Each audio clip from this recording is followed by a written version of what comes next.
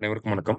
நம்ம டெய்லியும் prelims and mains point of வியூல 5 கொஸ்டின்ஸ் கரண்ட் அஃபேர்ஸ்லேருந்து பார்க்குறோம். இன்னைக்கு என்ன கொஸ்டின்ஸ் இருக்கு அப்படிங்கிறத பார்ப்போம். First one, national social assistance programme was launched in which year அப்படின்னு சொல்லி கேட்டிருக்காங்க. தேசிய சமூக உதவி திட்டம் எந்த ஆண்டில் தொடங்கப்பட்டது?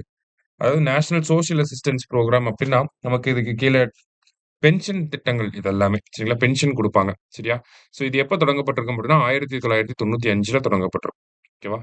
அடுத்தது, choose the correct statement regarding national social assistance programme. So அந்த தேசிய சமூக உதவி திட்டத்துக்கு கீழே என்ன மாதிரியான சமூக உதவி அந்த பென்ஷன் திட்டங்கள்லாம் இருக்கு அப்படிங்கறத கொடுத்திருக்காங்க. இந்த 3 திட்டங்கள் தான் இருக்கு. Indira Gandhi national old age pension, widow pension, disability pension. ஓகேங்களா. முதியோர் ஓய்வூதியம், விதவைகளுக்கான ஓய்வூதியம், ஊனமுற்றோருக்கான ஓய்வூதியம் அப்படிங்கிற இந்த 3 தான் இருக்கு சரியா. ஸோ இதுக்கு கீழே எவ்வளவு அமௌண்ட் கொடுத்திருக்காங்க அப்படின்னு சொல்லி கேட்டிருக்காங்க.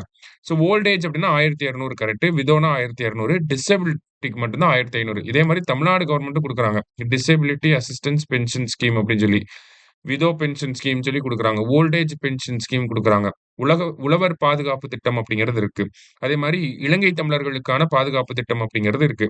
இது எல்லாத்துக்குமே பாத்தீங்கன்னா 1200 அப்படிங்கிறது காமன். இதுல யாருக்கு மட்டும்தான் 1500 வரும்னா டிசேபிள்டு பீப்புள். அது ஸ்டேட்டா இருந்தாலும் சரி, சென்ட்ரலா இருந்தாலும் சரி, டிசபிலிட்டி பீப்புளுக்கு வந்து 1500 கொடுக்குறாங்க.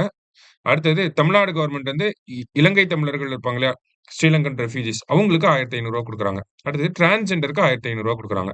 இது தாண்டி மீது எல்லாமே பாத்தீங்கன்னா இந்த சோசியல் அசிஸ்டன்ஸ் கீழே 1200 தான் வரும் சரியா.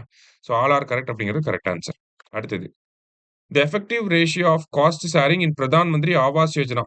பிரதான் மந்திரி ஆவாஸ் யோஜனா திட்டத்துக்கு கீழே பொதுவா பாத்தீங்கன்னா இந்த 3 திட்டங்களுமே பாத்தீங்கன்னா மத்திய அரசாங்கத்துடைய திட்டங்கள். பிரதான் மந்திரி ஆவாஸ் யோஜனா, பிரதான் மந்திரி மாத்திய சம்படா யோஜனா, ஜல் ஜீவன் திட்டம் எல்லாமே. இது எல்லாத்துக்குமே பாத்தீங்கன்னா சென்ட்ரல் கவர்மெண்ட், ஸ்டேட் கவர்மெண்ட் இப்படிதான் ஃபண்டிங் குடுக்குறாங்க. சென்ட்ரல் கவர்மெண்ட் 60%, ஸ்டேட் கவர்மெண்ட் வந்து 40%. ஆனா சமீபத்துல நம்ம முதலமைச்சர் என்ன சொல்லியிருப்பாரு அப்படின்னா, ஒரு சில மத்திய அரசாங்க திட்டங்களுக்கு தமிழக அரசாங்கம் தான் அதிகமான ஒரு பங்களிப்பை குடுத்துக்கிட்டு இருக்கு. பிரதமர் பேர்ல இருக்கக்கூடிய திட்டங்களுக்கு கூட தமிழகம் அதிகமான நிதிய ஒதுக்கீடு செய்யக்கூடிய நிலைமை ஏற்பட்டிருக்கு அப்படிங்கிறத சொல்லியிருக்கார். இதனால தமிழக அரசாங்கத்தினுடைய அந்த நிதி, அந்த வருவாய் அப்படிங்கிறது மத்திய அரசாங்க திட்டங்கள வந்து செயல்படுத்த போயிருது.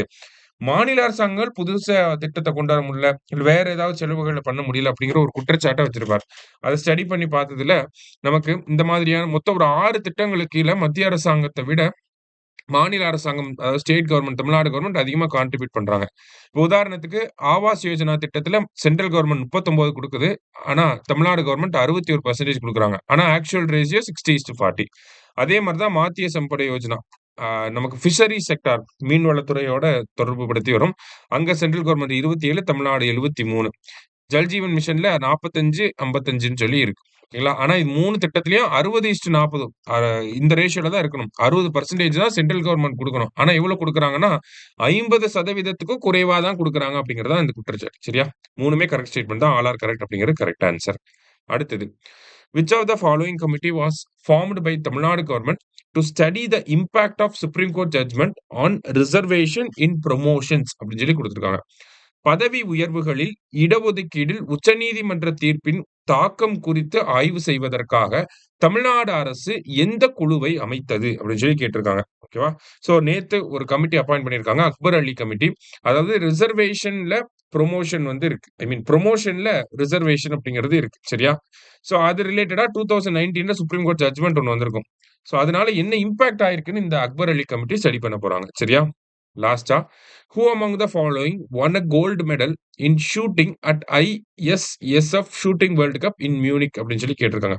சோ முனிச் நகரத்துல நடந்த இந்த துப்பாக்கிச் சுடும் உலகக்கோப்பை போட்டியில யார் தங்கப்பதக்கம் வென்றிருக்காங்க அப்படின்னு பாத்தீங்கன்னா மனு பாக்கர் கிடையாது, சுருச்சி சிங் அப்படிங்கிற 19 வயது பெண்மணி சரிங்களா. சுருச்சி சிங் அப்படிங்கறதா correct answer. 10 metre air pistol அப்படிங்கிற இந்த கேட்டகரியில சரிங்களா. சோ இன்னைக்கு 5 கொஸ்டின்ஸ் வந்து பார்த்திருக்கோம். தேங்க்யூ.